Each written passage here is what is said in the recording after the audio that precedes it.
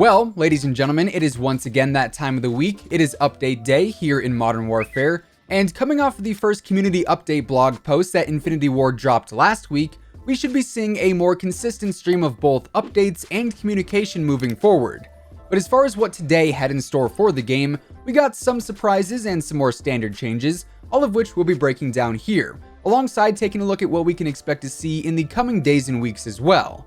Before we jump into all of that though, hey hi, how you doing? If you are new here, or if you're a part of the 75% of viewers who are not subscribed, feel free to subscribe if you want to stay up to date with the latest Call of Duty news and intel.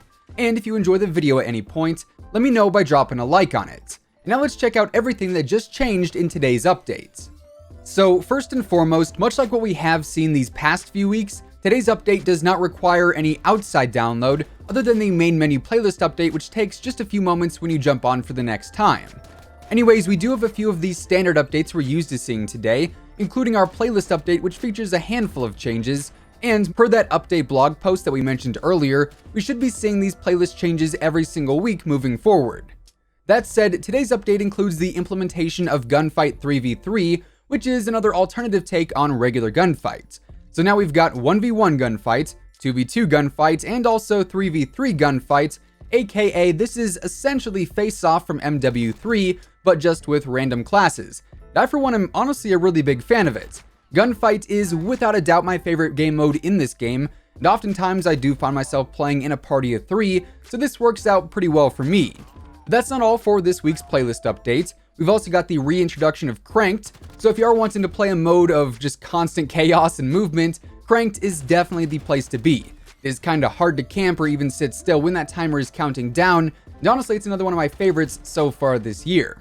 Then we've also got Drop Zone returning this week as well, where of course streaks are only earned through care packages that you get by holding the zone for a certain amount of time. And if you are going for your launcher camos still, I gotta say, Drop Zone is constantly full of streaks, so just keep that in mind. It could be some pretty easy progress towards your gold camos for those.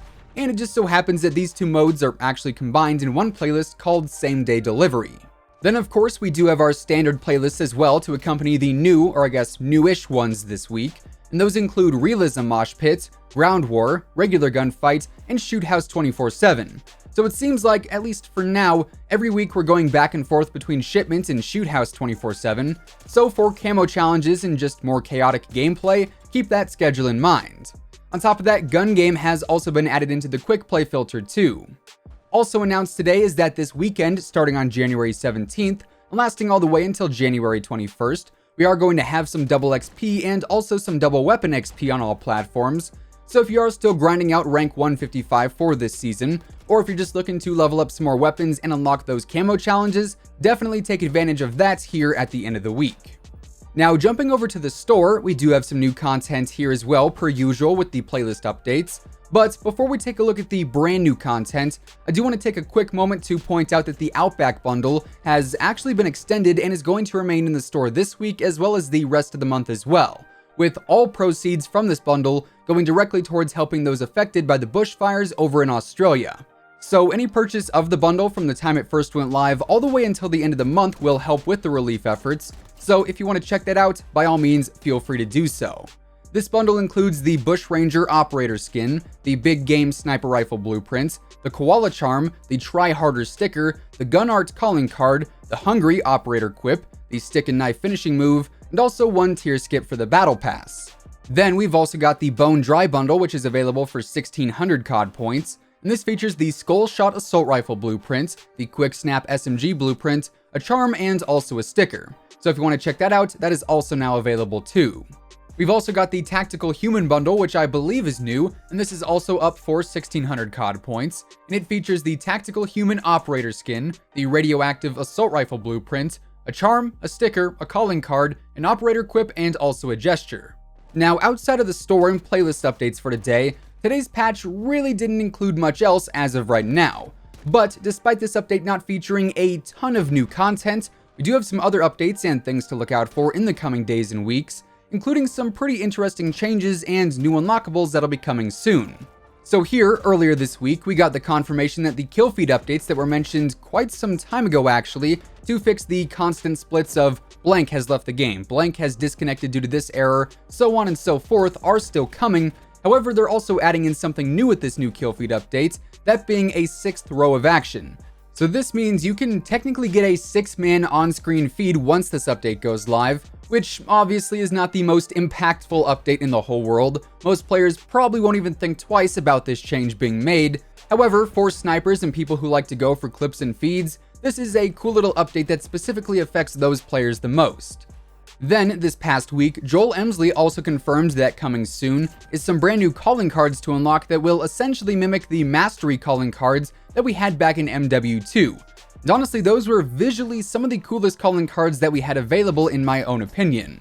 On a Reddit post titled, "One wish is that weapon mastery calling cards would be added to the game," Joel commented saying, "In visual development now, then into art production, then hooked up and scripted, then testing, certified, then pushed out in a near future update.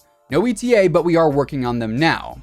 So obviously, this doesn't confirm just how soon we'll be seeing these calling cards added into the game, but it does seem like in the near future we will have mastery calling cards available. If I had to guess, maybe sometime around Season 2 going live, just going off of the information that Joel brought up here about the whole process. So for those of you who do like going for these types of unlocks, this should add something else to grind for in-game.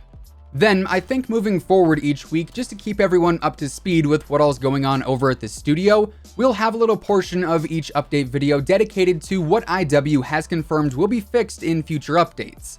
So this week, looking to the Trello board, we can see that in multiplayer, there are fixes for players being able to capture the hardpoint in the hotel on St. Petrograd, the cruise missile being able to kill players while out of bounds on shipments, slide canceling, and also various exploits and graphical errors on the ground war maps. Over in Spec Ops, we can see that the chopper gunner hitting invisible Geo on Operation Crosswind is getting fixed, as is players being able to open doors to the safe house prior to the briefing ending in Operation Paladin and also Operation Crosswind. Then, finally, over on PC, they've got an upcoming fix that targets aimbotters, so we can be on the lookout for all that stuff there, presumably within the next title updates. Now, something else that has piqued my interest lately, or I guess re-piqued my interest lately, is that of the whereabouts of Ghost. It seems like, at least according to the teasers that we've seen so far, Ghost is coming as a brand new operator sometime soon. But these teasers initially started a few weeks back, I want to say around the 40 days remaining mark in Season 1. Now we're getting closer and closer to the end of Season 1, and there is still no sign of Ghost, which to me is mainly weird because typically Activision and Call of Duty do not tease upcoming content that far in advance. Normally we see things teased or announced around a 2-week time frame, nothing much longer than that unless it's literally a brand new game. So I'm starting to wonder if Ghost is actually going to be a Season 2 operator after all, and they just really jumped the gun on the teasers for him. It doesn't seem like it lines up all that well, especially knowing Activision's time frame for the teasers, but as of where we stand right now, it does seem to be the most likely outcome, seeing as we haven't had any other new information released about him. Then, to round things out for today, I just also want to mention that we are currently in the longest dry spell in terms of title updates since the game actually released.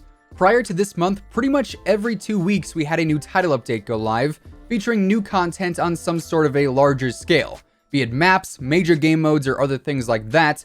But now we're approaching that 1 month mark since our last title update, which honestly just has me confused. We know Season 2 is right around the corner, it should be going live in early February, but I would say we probably should see one more title update and some more Season 1 content released before then, seeing as we do have the and more categories on the roadmap. But frankly, this timing coinciding with the release of Ghost is all just, like I said, very confusing at the moment.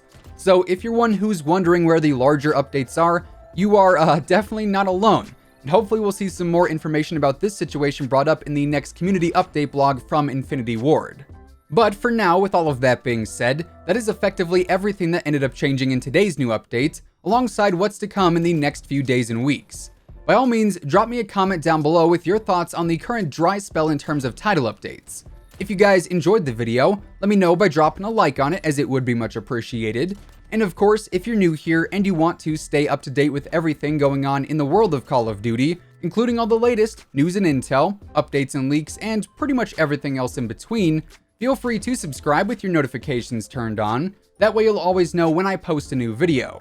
As always, if you want to check out any of my partners, be sure to use code IMMORTAL on all Scuff, G Fuel, Control Freak, and Respawn products. All of those links can be found down in the description below. And once again, thanks so much for tuning in, and until next time, take it easy, have an awesome rest of your day, and I'll catch you guys later. Peace out.